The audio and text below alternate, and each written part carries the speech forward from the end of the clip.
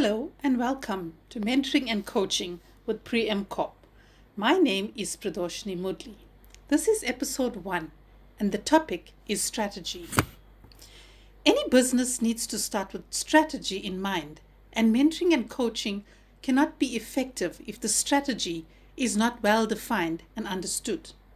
Strategy sets the roadmap for the future of the business, ensuring that all decisions and actions are aligned with the goals of the business. It is very easy in business to get sidetracked with other activities and opportunities.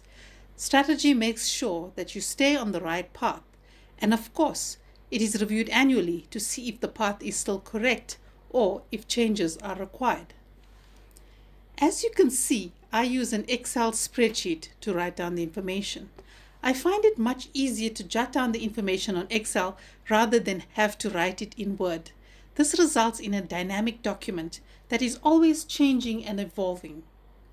As I say to my mentees, if you ever need to use this information in a business plan, funding application, or pitch, just copy it and paste it into the document. When it comes to strategy, the first thing we must look at is what is the strength of your product or service, how is it different, and what would make people want to buy it.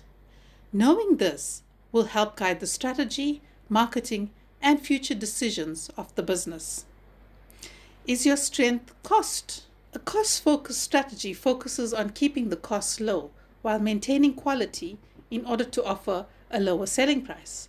The costs can be reduced by increasing efficiencies, reducing structures, outsourcing, etc.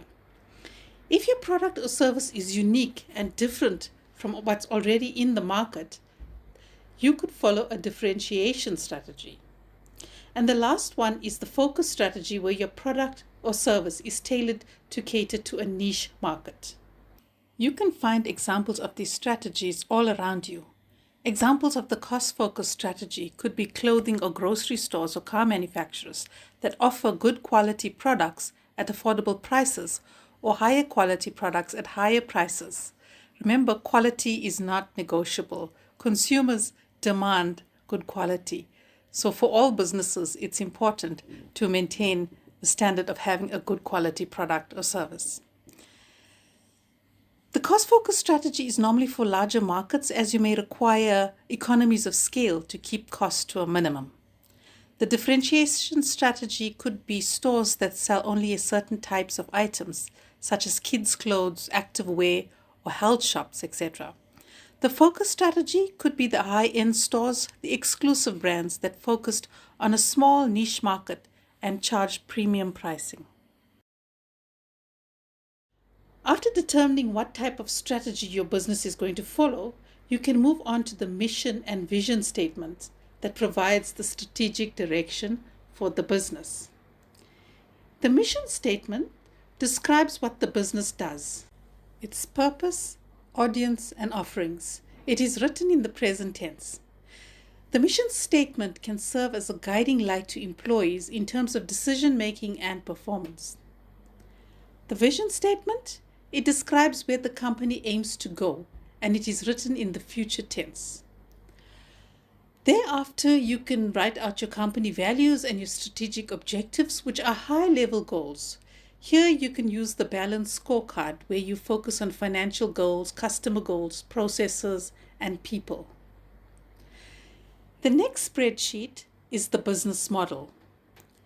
The business needs to ensure that it has a strong, sustainable, and robust business model. The business model looks at the who. Who is the target market? Who is the customer? Who will buy your products? Who are you selling to? As you can see, this is done in a triangular format. The what do you offer to the customer? And that is your value proposition. And then the how is the value proposition created? What is your value chain? And then the value. How is revenue created? What is your revenue model? You can look at other revenue sources that can help sustain the business during difficult periods or when there is a cash flow crisis. You can look at your assets that you have. How can you use these assets to generate additional income? The next slide is the value proposition. The value proposition of the business is evaluated against the stakeholders, which are your customers, your community, institution, partners, whoever else your stakeholders might be. Here, the benefits that the stakeholder provides to the business and vice versa is analyzed. Example, the customers. How do they benefit from your business? And how does your business benefit them? The community. Does the local community need your business? And how do they benefit? How does the community impact your business? And vice versa. And the same for institutions that you may work with and partners that you may have.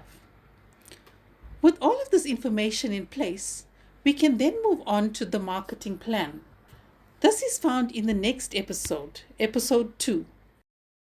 I do hope that you enjoy all of the episodes and find its content useful. Remember to subscribe, like, and share with your friends, family, and colleagues so that they can also grow successful businesses. Thank you. Bye-bye.